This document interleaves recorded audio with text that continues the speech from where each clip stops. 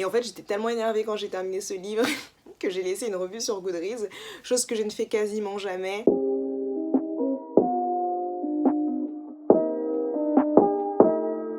Salut tout le monde, j'espère que vous allez bien. On se retrouve aujourd'hui pour une nouvelle vidéo où je vais vous parler de mes lectures de ces derniers mois. Je me suis rendu compte que ça faisait maintenant 2 mois que je vous avais pas fait de bilan lecture, donc le mois d'octobre et le mois de novembre, tout simplement parce que en fait au mois d'octobre je me suis rendu compte que j'avais pas lu énormément de livres et du coup je me suis dit que j'allais faire un résumé à la fin du mois de novembre. Nous sommes maintenant le 10 décembre. Et j'ai parcouru ma liste Goodreads et effectivement j'ai pas lu tant de livres que ça. Je sais pas pourquoi mais en cette fin d'année j'ai pas été très productive. J'ai été prise par plein de trucs, par les cours, par le salon du livre de Montreuil où j'ai travaillé la semaine dernière. Du coup ça a été un petit peu intense, je me suis lancée dans des lectures, je les ai pas terminées parce que j'aimais pas suffisamment. Enfin bref, c'était un peu chaotique mais du coup je vais vous parler tout de suite de ce que j'ai lu ces derniers mois. Déjà j'ai lu la suite de Gods of Men dont je vous avais parlé dans mon bilan lecture du mois d'août, il me semble, que j'ai trouvé absolument génial. Et donc j'ai lu le tome 2 qui s'appelle Temple of Sand, il me semble, en anglais, et qui se présente comme ceci. Ce livre était absolument génial. Je l'ai lu en lecture commune avec Fleur de Sureau, Juliette et Sarbacane, donc Sarah sur Instagram. La lecture commune était trop chouette, on faisait que de partager nos impressions et tout. Franchement j'ai beaucoup aimé ce livre, il était trop cool. On retrouve du coup nos protagonistes principaux, donc Sable qui retourne chez sa famille, etc. Et je ne vous en dis pas plus parce que c'est un tome 2, mais franchement il s'est passé énormément de choses. Le début prenait un petit peu de temps à se mettre en place, à s'accommoder aux nouveaux endroits, etc. Mais finalement tout s'enchaîne très vite. Franchement c'était une très bonne lecture. J'ai un petit peu moins aimé que le premier tome parce que j'ai un peu plus de choses à lui reprocher, comme les décisions des personnages qui selon moi parfois n'avaient absolument aucun sens, des choses qui arrivaient un petit peu trop vite, des facilités dans le scénario en fait, enfin voilà, des petits clichés de YA que j'avais apprécié dans le premier tome, que j'ai moins apprécié dans celui-ci, mais c'était quand même une très bonne lecture. Donc franchement je ne suis pas du tout déçue de cette saga. En plus comme d'habitude l'objet de livre est juste magnifique.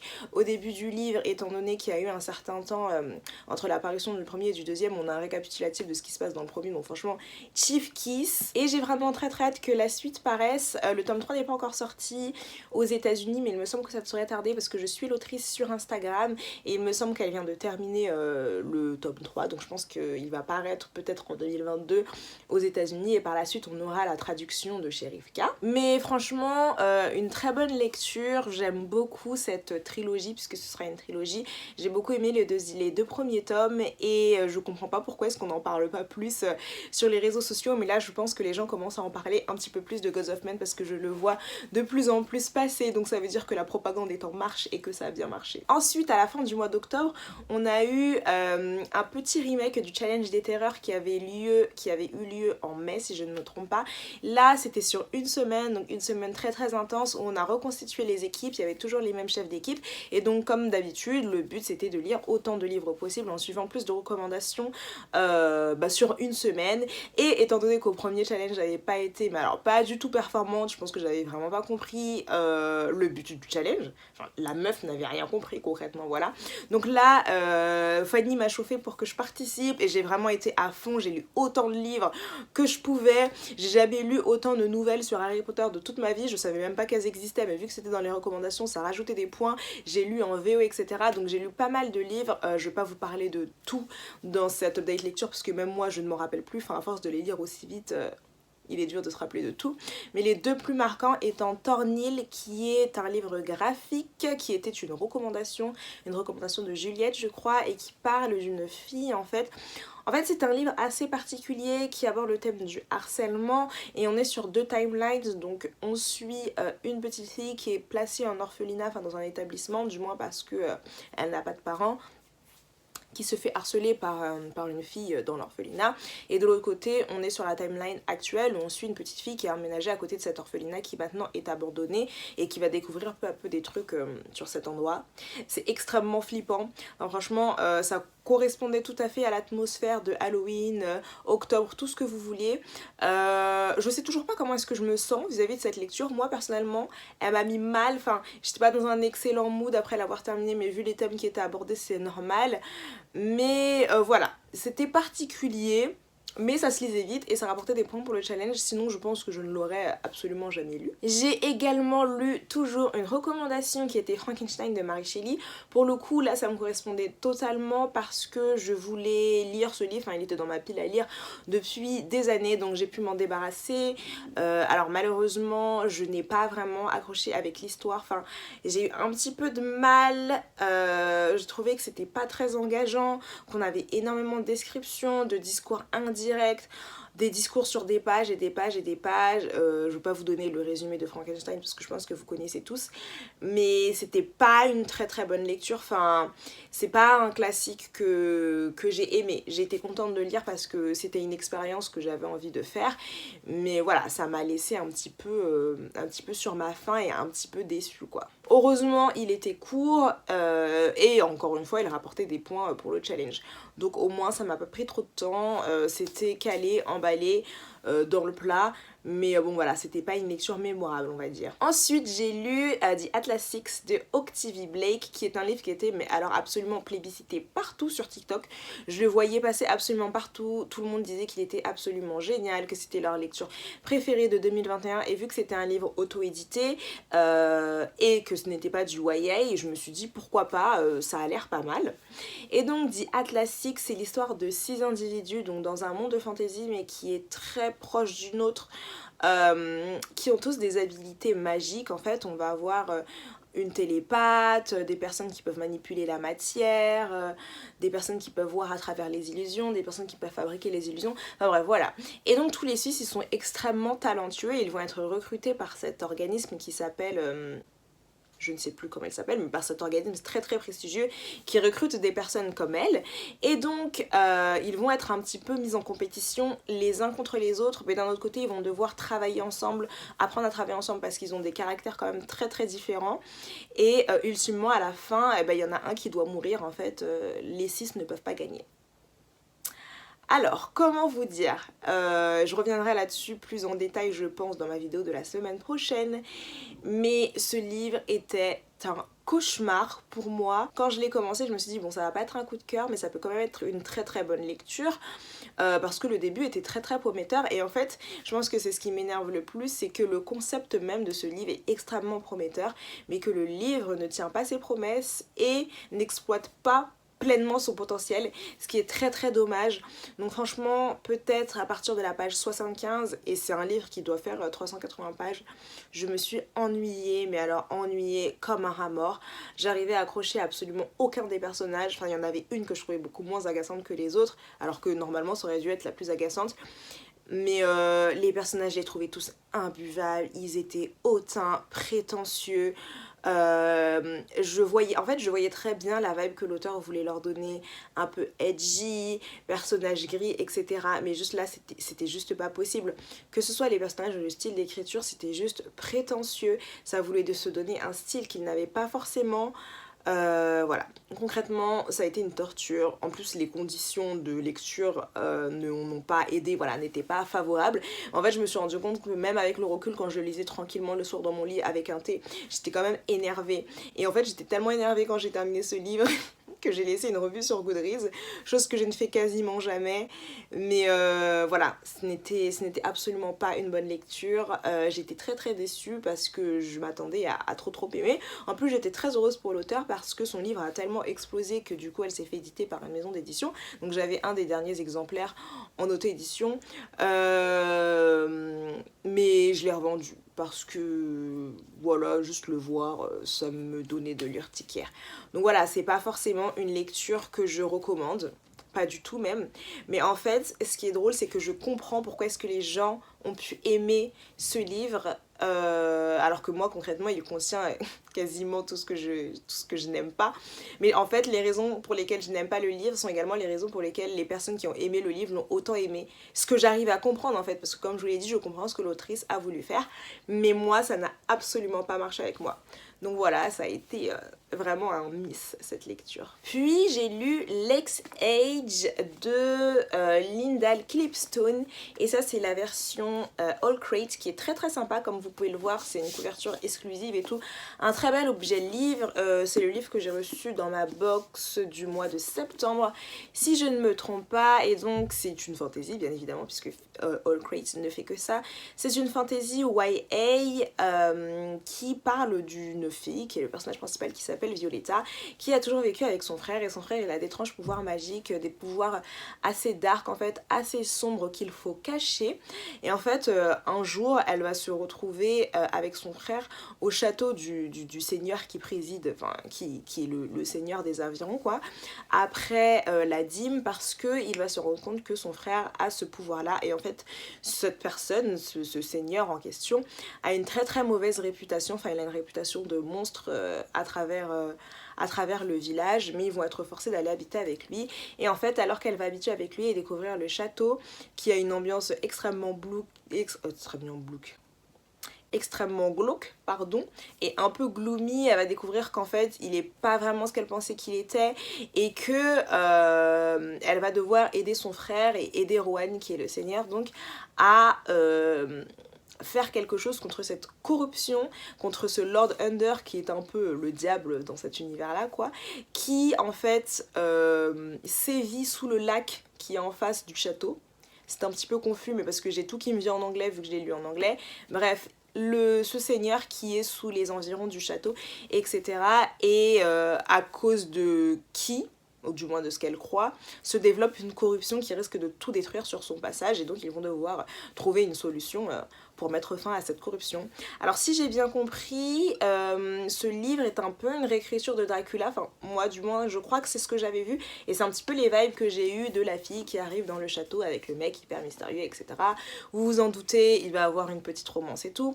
Ce que j'ai bien aimé, enfin du moins ce que j'avais bien aimé au début, c'était que le personnage principal c'était pas elle qui était l'élue, la choisie, celle qui allait tout changer et tout. Et en fait alors que je trouve encore une fois que ce livre avait beaucoup de potentiel, je trouve que le potentiel, encore une fois, n'a pas été totalement exploité et est un peu passé à côté. C'est un livre qui est pas très long, je crois qu'il doit faire 400 pages, quelque chose comme ça, et je pensais que j'allais le lire très vite. Je voulais même le lire pendant le challenge, mais en fait ça a juste pas été possible parce que même s'il est court, le rythme est très très lent. On a énormément de répétitions et en fait j'ai l'impression qu'à travers ces 400 pages il se passait toujours la même chose, que les personnages disaient toujours la même chose, enfin bref c'était un peu une boucle, c'était très très répétitif.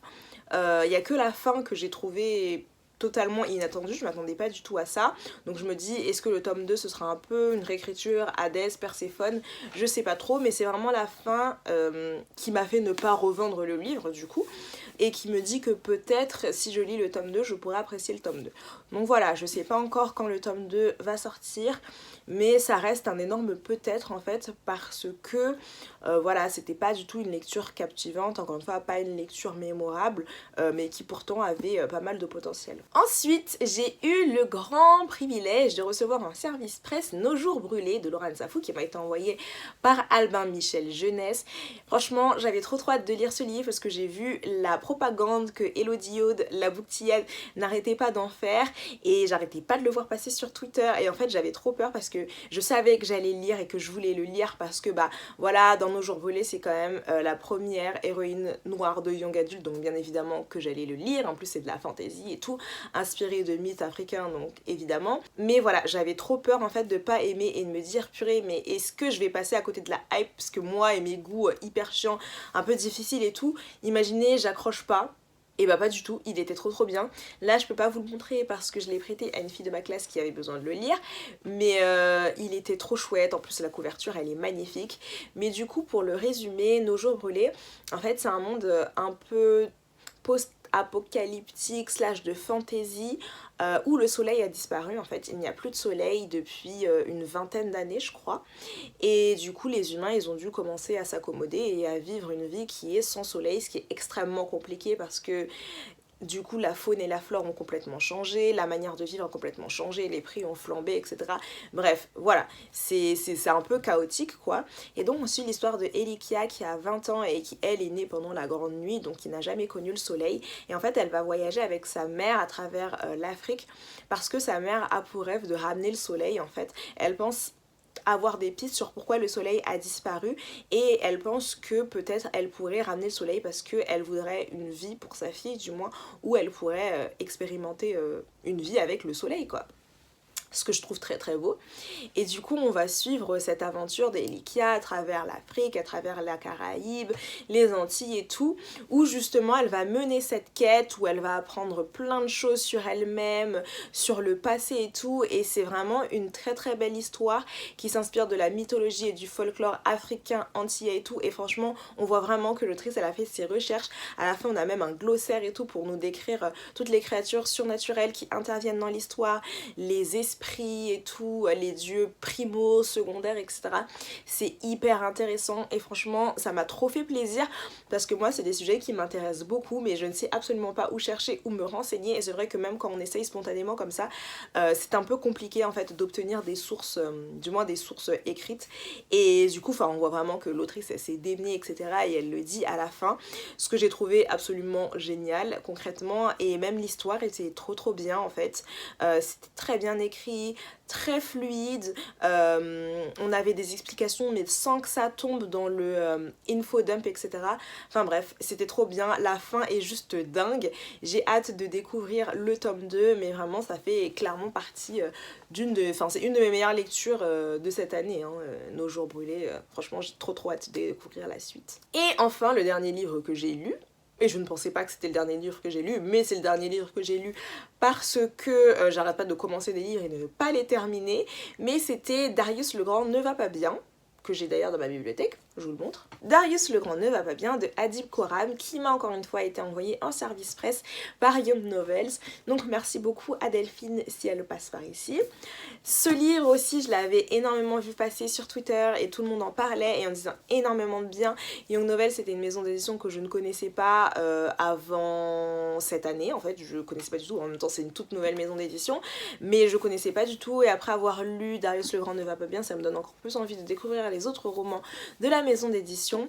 Mais du coup dans Darius le Grand ne va pas bien on va suivre l'histoire de Darius qui est un adolescent à moitié iranien et à moitié américain qui a une vie sociale proche du néant, voilà on va pas se mentir, il travaille dans un petit magasin de thé, il a pas énormément d'amis, il doit jongler entre sa dépression et les remarques incessantes de son père et en fait un jour il va apprendre que son grand-père est malade en Iran et donc avec toute sa famille ils vont partir en voyage en Iran et lui qui n'a jamais été en Iran, ça va être vraiment une découverte pour lui parce qu'il s'est jamais vraiment senti à sa place parce qu'il est à moitié américain, il est à moitié iranien mais il se sent pas iranien en fait, mais pourtant quand il est en Amérique on lui rappelle quand même qu'il n'est pas 100% américain, vous voyez. Et franchement c'était une très belle histoire, on suit Darius quand il arrive en Iran, il va se faire un ami qui va vraiment rester un ami un peu pour la vie quoi, qui va apprendre à connaître sa famille, à découvrir tout ce qui est de la culture de l'Iran etc.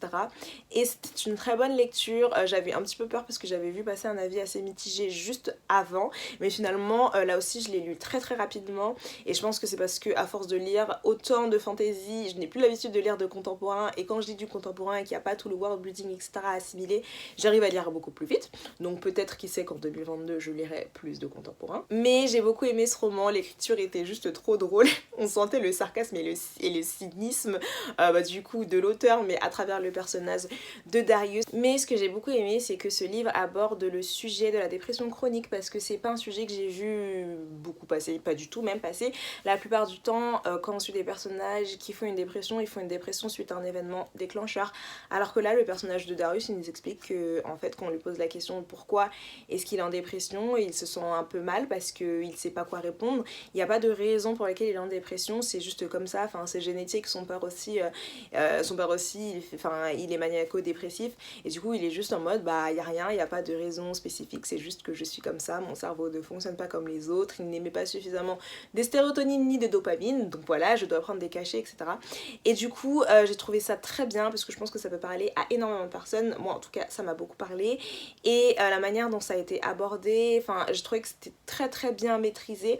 Et en fait ce que j'ai aimé c'était que on avait aussi une histoire de famille, enfin voilà, c'était un parcours initiatique et tout, voyage, découverte de la culture et tout. Personnellement en lisant ce bouquin j'avais grave envie d'aller en Iran et de découvrir la culture iranienne parce que ça avait l'air trop bien de la manière dont c'était raconté dans ce livre. Donc même si c'est un livre qui je pense est très émotionnel, c'était quand même assez réconfortant et j'ai très très envie de savoir ce qui va se passer dans la suite parce que je ne le savais pas, mais il y a un tome 2, je crois que le tome 2 d'ailleurs est sorti en anglais et j'imagine qu'il va être traduit par Akata. Donc j'ai très hâte de me replonger dans les aventures de Darius. Du coup c'est tout pour mes dernières lectures, je voulais juste faire un point par rapport au Pumpkin Autumn Challenge. Bon je pense que vous l'aurez compris, mais le résultat est assez chaotique. Je pensais vraiment que j'allais réussir à lire tous les livres que j'avais sélectionnés dans le Pumpkin Autumn Challenge, qui s'est terminé à la fin du mois de novembre d'ailleurs, précisons-le. Cependant je n'ai pas réussi à tout lire, avec les cours et avec tout ce que j'avais à faire, c'était juste pas possible, mais c'est quand même des livres que j'ai envie de lire. Du coup on va faire un petit point par rapport aux livres que j'ai lus pour le Pumpkin Autumn Challenge et ceux qu'il me reste encore à lire. Du coup on a Ace of Spades qui était le thriller psychologique que j'ai lu et d'ailleurs je vous en ai parlé dans mon update lecture du mois de septembre. Gods of Men que j'ai lu aussi au mois d'octobre il me semble. Bref, Gods of Men aussi, donc ça aussi qui est validé pour le challenge. Qu'est-ce que j'ai lu d'autre? J'ai lu La vie rêvée des chaussettes orphelines de Marine Varey qui était dans le challenge, donc ça je suis contente, en plus c'était une très très bonne lecture, comme les 3 que je viens de citer d'ailleurs. J'ai également lu Black Sun que j'ai lu au mois de septembre, donc là aussi compris dans le challenge. J'ai lu The Bridge Kingdom qui a été une énorme déception mais qui du coup valide quand même le challenge. Et du coup pour les livres que je n'ai pas lus, j'avais sélectionné Witches Steeped in Gold pour la catégorie sorcière. Malheureusement je ne l'ai pas lu et en fait je ne sais pas du tout si je vais le lire parce que à l'époque où j'ai acheté Witches Steeped in Gold, il était certes pas très bien noté sur Goodreads, mais je me suis dit bon j'ai quand même envie de lui donner sa chance parce qu'on en entend pas mal parler, que c'est du folklore jamaïcain, fantasy inspiré du folklore jamaïcain, culture jamaïcaine et tout, ça peut être super cool, sauf que là en fait je vois de plus en plus de mauvais avis dessus et ça me donne pas du tout envie de le lire, donc je vais le garder dans ma bibliothèque et je ne sais pas quand est-ce que je lirai ce livre, mais là tout de suite il me donne plus du tout envie. Ensuite on avait Angel Fall que j'ai toujours dans ma bibliothèque, que j'ai toujours très envie de lire, que je ne sais pas quand est-ce que je vais lire mais qui du coup n'a pas été validé pour ce challenge parce que j'ai pas eu le temps de le lire. On avait Blood Like Magic ou Empire of Vampire, je sais plus pour quelle catégorie mais j'ai pu lire aucun des deux, mais je pense que je commencerai par Blood Like Magic parce que je l'avais dit dans une de mes dernières vidéos, mais c'est un livre que j'ai très envie de lire avant la fin de l'année, il est dans ma palle de fin d'année. On a Anne d'Avonléa qui est toujours dans ma palle de fin d'année, que je n'ai toujours pas lu mais que j'ai trop envie de lire, surtout qu'après il y a Hâte de Redmond qui arrive juste après et je sais qu'en 2022 il y a Monsieur Toussaint l'ouverture qui va sortir le tome 4 qui apparemment est une couverture bleue et ces couvertures sont juste magnifiques, donc je sais que je vais encore le précommander alors que je n'ai pas encore lu les 2 tomes d'avant. On a le portrait de Dorian Gray que j'ai commencé, que je n'ai pas pu terminer malheureusement, mais que j'ai très envie aussi de finir avant la fin de l'année. Et qu'est-ce qu'on a d'autre? De Jasmine Throne que je n'ai toujours pas terminé. En fait, de Jasmine Throne, je vous l'ai dit, ça fait des mois que j'essaye de lire. Là, je l'avais repris et c'est pour ça que j'ai pas lu autant de livres que ça parce que j'avais repris ma lecture, je dois en être à environ 30% mais j'arrive toujours pas à rentrer dans l'histoire, donc je sais que c'est un livre que je lirai parce qu'il a de très bonnes revues, de très bonnes critiques, etc. et que c'est un livre que j'ai envie de lire mais j'arrive pas à rentrer dedans en fait, et vu que ça me ralentit plus qu'autre chose et que là il y a des livres que je dois lire et que j'ai envie de lire parce que c'est des vidéos que j'ai envie de faire pour le début de 2022 qui me tiennent beaucoup à cœur, je pense aussi que je vais retarder un petit peu ma lecture, je sais pas encore, mais en 2022, obligé, je termine ce livre. Et voilà tout le monde, c'est tout pour ce bilan lecture, j'espère que ça vous aura plu. Ça faisait longtemps que je vous avais pas fait de bilan lecture, ça fait du bien de pouvoir parler un peu de ce que j'ai lu là ces derniers mois. J'arrive pas à croire qu'on soit déjà à la fin de l'année, on est déjà le 10 décembre, ça fait déjà 1 an et 1 mois environ que ma chaîne existe, c'est passé super vite. J'espère que ma vidéo bonus, la petite vidéo que j'ai fait avec Tonia vous a plu parce que nous on a trop rigolé quand on l'a fait, mais voilà, étant donné que madame avait un emploi du temps de ministre, j'ai pris 1000 ans pour pouvoir l'avoir pour qu'on puisse filmer une vidéo. Mais voilà, je voulais juste tous vous remercier d'être là, ça me fait trop plaisir de voir que la chaîne grandit de jour en jour, que vous regardez mes vidéos, que vous me laissez des commentaires, etc. Ça me fait vraiment plaisir et ça me donne envie de continuer. Du coup, s'il y a des livres dans cette vidéo qui ont été cités qui vous plaisent, n'hésitez pas à commenter cette vidéo et à laisser un pouce bleu, ça fait toujours plaisir. Et moi je vous fais de gros bisous et je vous dis à la semaine prochaine pour une nouvelle vidéo.